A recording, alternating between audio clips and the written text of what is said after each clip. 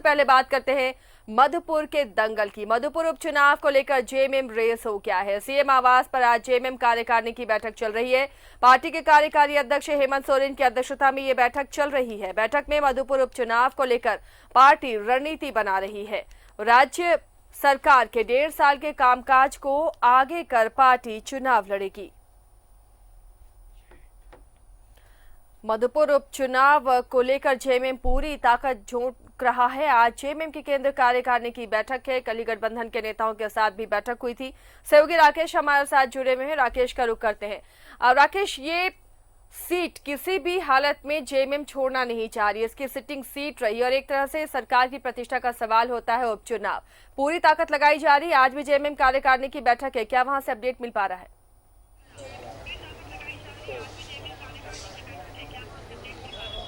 नहीं, बिल्कुल आसिया, देखिए महत्वपूर्ण सीट है मधुपुर की, और संथाल परगना की अगर बात करें तो उसमें ये जो मधुपुर की सीट रही है ये हमेशा से ही महत्वपूर्ण सीट रही है। और कहीं ना कहीं इस सीट के अगर इतिहास को देखें तो झारखंड मुक्ति मोर्चा का दबदबा और कब्जा रहा है इस सीट को लेकर।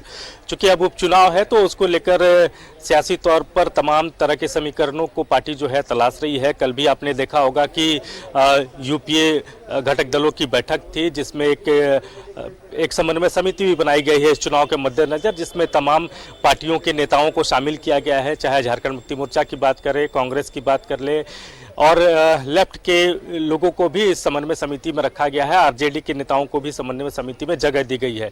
तो पूरी स्ट्रैटेजी के साथ सरकार जो है, मुख्यमंत्री जो है वो अपनी अगुवाई में ये चुनाव लड़ना चाहते हैं। और उसी के मद्देनजर आज की जो बैठक है केंद्रीय कार्यकारिणी समिति की, जो झारखंड मुक्ति मोर्चा की जो बैठक बुलाई गई है, जो अब से थोड़ी देर पहले शुरू हो चुकी है आसिया, तो वो भी बेहद महत्वपूर्ण मधुपुर के हिसाब से अगर देखें तो। और उसके बाद बैक टू बैक विधायक दल की भी बैठक बुलाई गई है। तकरीबन 2:30 बजे के आसपास जो है वो विधायक दल की बैठक होगी। तो दोनों बैठकें मधुपुर उपचुनाव के मद्देनजर अहम बताई जा रही है। पार्टी की क्या रणनीति होगी मधुपुर को लेकर, वो इस बैठक में तय होगा। किन नेताओं को क्या जिम्मेदारी दी जाए, किनका ज़्यादा वर्चस्व है मधुपुर में, वैसे चेहरे पर ज़्यादा जिम्मेवारी दी जाएगी। तो उसको लेकर तमाम तरह की जो रणनीति है चुनाव के मद्देनजर वो इस बैठक में बनाई जाएगी। आसिया, राकेश, हालांकि इस सीट में जीत हार से अंकगणित में कोई फर्क नहीं पड़ने वाला है, ना तो बीजेपी को फायदा होने जा रहा है ना ही जेएमएम को। लेकिन बीजेपी के लिए चूंकि ये संथाल की एक सीट है और लगातार बीजेपी कोशिश करती रही है संथाल को यानी जेएमएम के किले को भेदने की, तो ये बीजेपी के लिए भी बहुत प्रतिष्ठा वाली सीट रहेगी अगर बीजेपी इसमें जीतती है। बीजेपी की तरफ से भी काफी कोशिशें हो रही होंगी।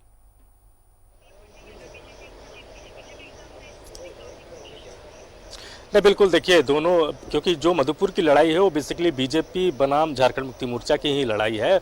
और उस लड़ाई में हालांकि झारखंड मुक्ति मोर्चा के साथ पूरा जो महागठबंधन है वो एक साथ है, इंटैक्ट है, एकजुट है। और अभी जो कल जो बैठक हुई उसमें लेफ्ट का भी झारखंड मुक्ति मोर्चा को समर्थन मिला है।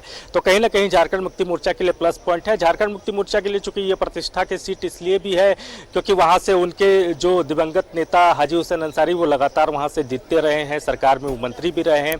और मधुपुर को लेकर उनका एक अपना एक कद है, एक सियासी तौर पर उनका एक इमेज भी है।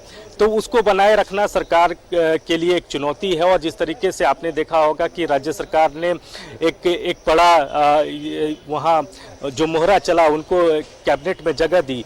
तो अब चूंकि लड़ाई जो है वो वहाँ विधायक चुनने की नहीं है, वहाँ मंत्री चुनने की है। तो जो सरकार ने जिस तरीके से मधुपुर को लेकर शुरू में ही एक आप कह सकते हैं कि एक सुपर स्टॉक मारा है, तो उसको भी बनाए रखना कहीं ना कहीं झारखंड मुक्ति मोर्चा के सामने एक चुनौती होगी। दूसरी तरफ अगर आप बीजेपी की बात करें तो बीजेपी के लिए एक चुनौती जरूर है, क्योंकि बैक टू बैक अगर आप देखें आसिया, तो चाहे दुमका की बात कर ले, बेरमो की बात कर ले, 2 उपचुनाव में बीजेपी को करारी शिकस्त मिली है। तो एक कमबैक करने का एक बेहतर मौका बीजेपी के सामने है। अगर मधुपुर बीजेपी जीत के आती है तो एक बड़ा मैसेज जो है वो बीजेपी पूरे राज्य में देने की कोशिश करेगी। तो दोनों के लिए यह महत्वपूर्ण सीट है और यही वजह है कि मधुपुर की जो लड़ाई है वो बेहद दिलचस्प होने वाली है।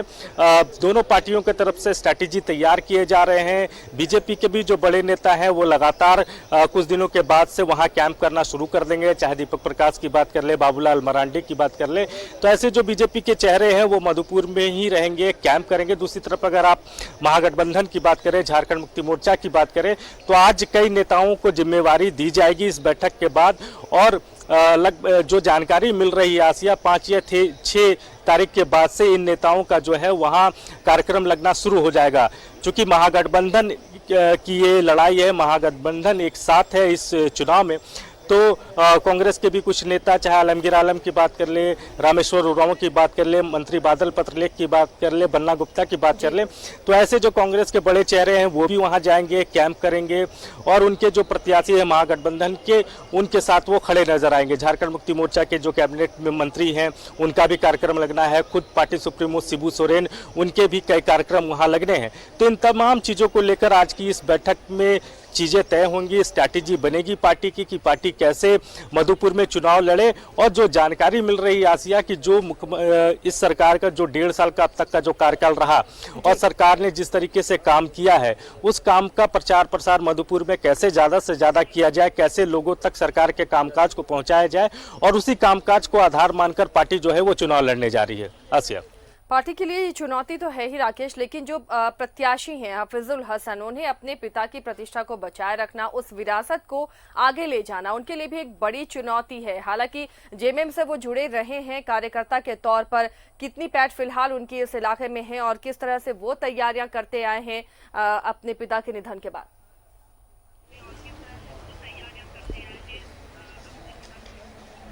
नहीं, लगातार वो सक्रिय रहे हैं अपने क्षेत्र में और खासतौर पर नॉमिनेशन के बाद से उनकी जो सक्रियता है क्षेत्र में वो ज़्यादा बढ़ी हुई नज़र आ रही है।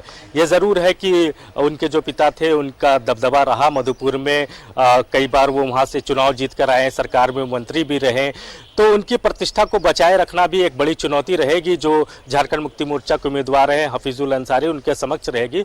और यही वजह है कि पार्टी भी पूरी तरीके से अपने उम्मीदवार के साथ है और उनको लग रहा है कि जो हैट्रिक कैसे लगे, क्योंकि 2 उपचुनाव बैक टू बैक महागठबंधन ने जीता, एक तो बेरमो कांग्रेस ने जीता, दुमका झारखंड मुक्ति मोर्चा ने जीता है। तो ये जो तीसरी लड़ाई है, इस लड़ाई में ब्रेक न लगे, ये लड़ाई कंटिन्यू जो महागठबंधन है वो जीते, तो इसको लेकर तमाम तरह के एक्सरसाइजेस जो हैं वो किए जा रहे हैं। चुनाव है, चुनौतियां रहती हैं, चुनौतियां झारखंड मुक्ति मोर्चा के समक्ष भी है, चुनौतियां बीजेपी के समक्ष भी है, लेकिन बीजेपी के अगर लिहाज से देखें मधुपुर को आसिया, तो कहीं न कहीं जो राज परिवार का टिकट कटा, जो उनके पुराने चेहरे थे जिस पर लगातार बीजेपी वहां दाव लगाती रही, 2 बार वो वहां से विधायक भी चुनकर आए, सरकार में मंत्री भी रहे, लेकिन इस बार बीजेपी ने उनका पत्ता काट दिया और नए चेहरे जो गंगा नारायण है, जो पिछली बार आजसू की टिकट पर वहां से चुनाव लड़े थे, उसको बीजेपी ने चेहरा बनाया है। तो एक जो नाराजगी है अंदर खाने, जो भीतरघात जिस का जिक्र जो किया जाता है राजनीति में, तो उसका भी खतरा इस बार है कि राज परिवार का टिकट कि बीजेपी के सामने चुनौतियां बड़ी हैं, क्योंकि जहां गठबंधन एक साथ नजर आ रहा है वहां बीजेपी में आजसू साथ नजर नहीं आए। जब नॉमिनेशन के बाद रैली हुई उसमें भी आजसू का कोई भी चेहरा नजर नहीं आया। दूसरी, खुद ही राज परिवार का टिकट कटा है, तो वहां से भी उम्मीदें है कि जो कार्यकर्ता है वो नाराज है। तो यानी चुनौती बीजेपी के लिए ज्यादा बड़ी दिख रही है उस सीट पर।